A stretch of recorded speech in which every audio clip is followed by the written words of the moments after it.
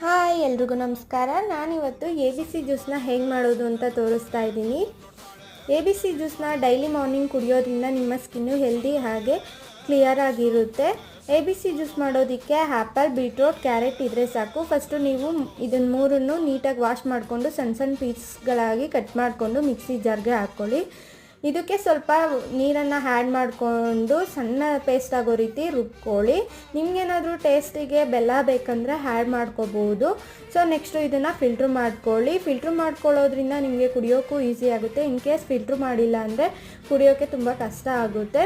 ಇದ್ರ detail video ಬೇಕು ಅಂದರೆ ನನ್ನ ಯೂಟ್ಯೂಬ್ ಚಾನಲ್ ಸ್ಟೈಲ್ ವಿತ್ ಶೀಲಾದಲ್ಲಿ ಇದೆ, ಹೋಗಿ ಚೆಕ್ ಮಾಡಿ, ಹಾಗೆ ಸಬ್ಸ್ಕ್ರೈಬ್ ಮಾಡ್ಕೊಳ್ಳಿ.